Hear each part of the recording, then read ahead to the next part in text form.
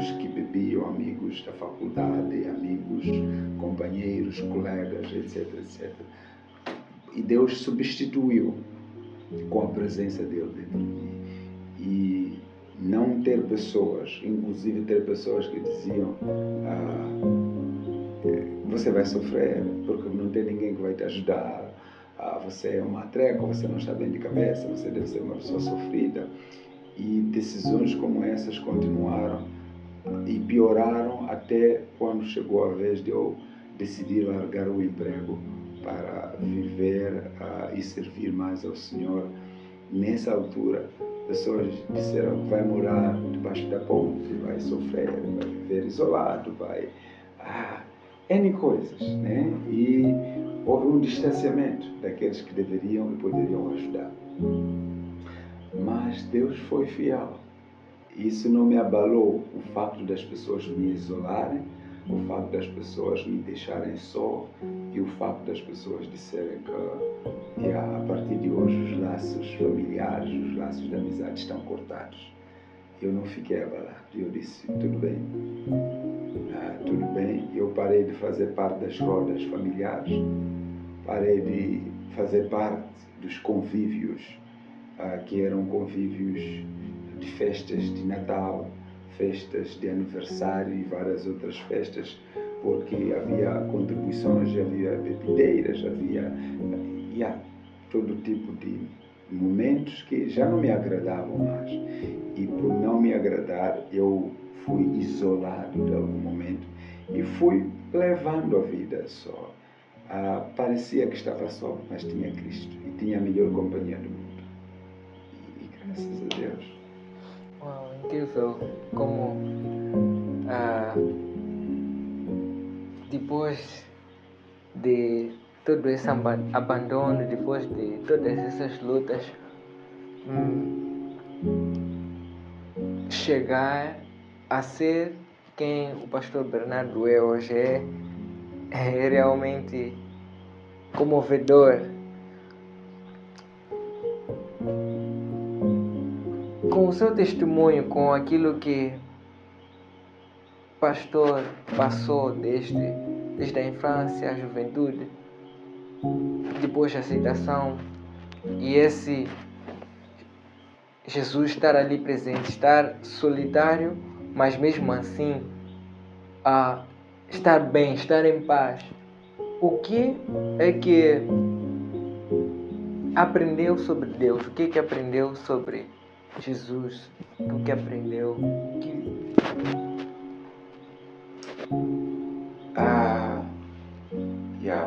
A coisa que eu posso falar com toda a ousadia é que Deus é Deus de cura. Quando eu falo de cura, não estou a falar apenas de uma cura física, mas falo de uma cura espiritual. Deus é fiel. Deus é fiel. Deus é fiel. Uma das coisas que eu não duvido é a fidelidade de Deus. Ele é fiel. Eu me lembro de uma das ações radicais. Eu disse também muitas ações radicais. E uma das ações radicais foi chamar a minha companheira, na altura era companheira, minha esposa, eu chamar ela e levar para um sítio e dizer, olha, Jesus passa me exigindo para eu fazer coisas e eu vou fazer. Levei ela para algum lugar e disse, quero te contar e te falar de coisas que depois daqui eu vou aceitar qualquer decisão que você tomar. E eu disse para ela, olha, eu quero te contar que eu já te traí com fulano, eu já fiz isso, eu fiz aquilo. E eu contei, mas eu fui para lá e disse, Deus, o meu coração está ardendo para eu viver uma vida diferente. Eu vou contar e vou falar tudo. Se ela disser que a partir de hoje terminou e acabou a relação, tudo bem, eu vou aceitar. E vou aceitar e vou dar razão. E fui, e falei. O engraçado é que ela chorou, ela lamentou, mas no final me abraçou. E no final me amou. No final escolheu continuar. E eu entendi que não era decisão dela, era decisão do Todo-Poderoso, daquele Deus que estava a dizer: faça isso, faça aquilo. Afinal de contas, Ele estava me enviando e Ele estava me mandando tomar decisões radicais que, se eu fosse tomar essas decisões naturalmente, com certeza, se calhar, algo não teria continuado ou não teria sido como foi. Mas é como se Deus estivesse a dizer para mim: vai, porque eu te guardo e eu guardo, e eu te sustento, e eu estou na causa. Então, eu aprendi que nós não servimos a um Deus como um homem. Nós servimos um Deus que guarda a sua palavra, que é fiel, que é amoroso. E eu vi o amor de Deus. Quando todo mundo quase se afastava, eu vi a presença de Deus. Eu aprendi a conhecer e a confiar em Deus. Então, ninguém tira de mim hoje a fidelidade, o amor de Deus, porque eu vi o amor de Deus, eu senti, eu vi a fidelidade dele, o amparo, o cuidado e a transformação vinda da parte dele. Quando eu tomava um passo, eu pensava: vou tomar esse passo e já está tudo bem. Depois daquele passo, Deus falava do outro passo. E eu tomava aquele passo, Deus falava do outro passo. Então fui tomando um passo após outro, um após o outro, de mudança, de transformação, de virada, e até ser hoje quem eu sou. Gostei muito de como terminou dizendo ser quem você é hoje. Sabemos que é pastor.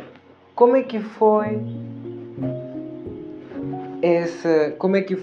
descobrir o seu chamado? Como é que foi aceitar o seu chamado? Como é que foi essa virada de um crente a quem Deus resgatou para tornar alguém que Deus queria usar para resgatar outras pessoas? Até respiro fundo por isso, porque primeiro eu amei e eu amo a Jesus de forma profunda. E a minha paixão por Jesus foi: eu quero servir a Deus, eu quero viver para Jesus e eu quero que as pessoas conheçam a Jesus. Mas nisso não fazia parte desta equação ser pastor. E eu queria fazer qualquer coisa na igreja, para Deus. Na verdade, eu queria fazer qualquer coisa para Deus, porque eu vi e entendi que Deus fez muita coisa para mim. Não materialmente, mas que Deus me tirou de um buraco, Deus me tirou da morte, Deus me tirou da perdição. E eu senti-me em dívida, e eu carrego esse sentimento de dívida até hoje, que Deus fez tanto que eu não tenho como pagar. Então eu me lembro que eu chegava cedo na igreja, carregava cadeiras, limpava poeira, ajudava a varrer, ajudava a arrumar, ajudava a carregar colunas, ajudava a fazer. E era todo esse processo no meio de paixão de querer fazer. E eu era voluntário em fazer as coisas. E fui sempre voluntário, fazendo, servindo. Mas o engraçado é que eu não tinha em mente que alguém estava vendo o que eu estava fazendo. Primeiro, Jesus. Segundo, pastores e líderes. E aquilo fez com que depois me chamassem para que eu servisse como um simples voluntário, depois obreiro, depois diácono. E o processo foi. Mas, primeiro, houve uma palavra, foram muitos episódios. Eu me lembro que depois de ter passado pelo processo de libertação, eu tive a oportunidade de conversar com o pastor. Fui ter com ele e contei um pouquinho da sua história, da minha história. Depois de ter contado um pouquinho da minha história, ele é um pastor que eu respeito, que discipulou e transformou, foi usado por Deus para transformar a minha vida. Então, eu saí com a sensação de que ele não me deu muita atenção, que ele não me ouviu, que ele não fez muito caso. É a sensação que eu saí.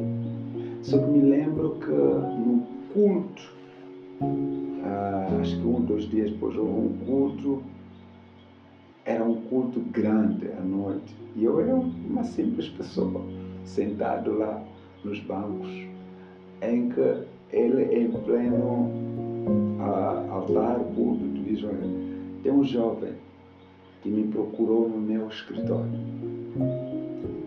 Ele contou e disse: os seus pais são isso, ele é isso.